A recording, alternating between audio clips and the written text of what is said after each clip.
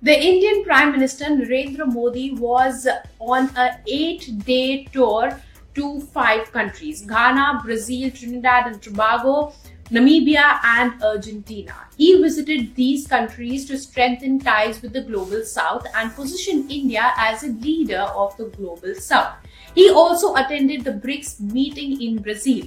BRICS, as we all know, is an alliance which the West is not very fond of. Trump has threatened BRICS of tariffs, saying that he would impose a 10% tariff on the nations related to the BRICS. Now, meanwhile, the trip in itself was crucial for India, as these countries have resources that could reduce India's dependence on China. What did India gain from this, and what were the highlights of the BRICS summit? Here's the report.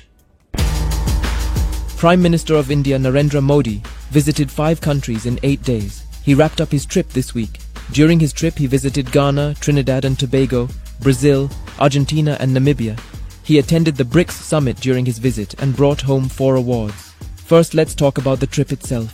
Modi's visit was to strengthen India's relations with the Global South. The last leg of the trip was Namibia. He met the president of the country and also received the highest civilian honor of the country. He was also honored by Ghana, Trinidad and Tobago and Brazil.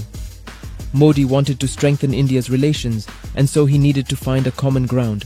In all his speeches, he spoke about how these countries and India share the same history of colonialism and how they wrote their own stories after independence. He also mentioned how the world organizations are unfair, which is a long-standing demand of a Global South, reforming the world organizations.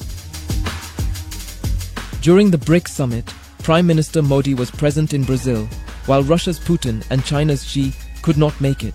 The bloc is exploring local currency trade, which will boost the rupee. The leaders also expressed concerns over rising tariffs and global instability. The BRICS declaration condemned the US and Israeli military strikes in Iran and voiced grave concern on the humanitarian crisis in Gaza and called for a permanent ceasefire.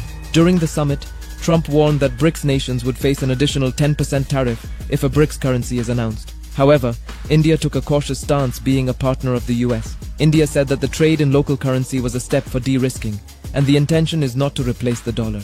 The bloc also condemned the Pahalgam attack in India's Kashmir and terrorism, while not mentioning Pakistan. Modi said that there is no place for double standards on terrorism.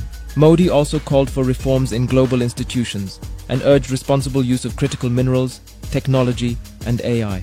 He said that it should not be weaponized. This was seen as an indirect attack on China, which has curbed the export of critical minerals and rare earth magnets, leading to disruption in global supply chain. Then came PM Modi's trip to Namibia. Namibia is a country with a ton of critical rare earth mineral deposits, including uranium, which is key to ensuring India's energy security. So while China is curbing its exports, India is looking for other options and is eyeing Namibia and Ghana. Ghana has reserves of diamond, manganese, lithium and rare earth, and Namibia has reserves of uranium, copper and gold. Modi also proposed cooperation in the diamond sector in Namibia. India and Ghana also signed an agreement on rare earth mineral mining. So all in all, this trip served the purpose, reiterating India's stand on fight against terrorism, boosting ties to lead the Global South, maintaining relations with BRICS and finding alternatives to Chinese imports into India, and speaking against the weaponization of trade.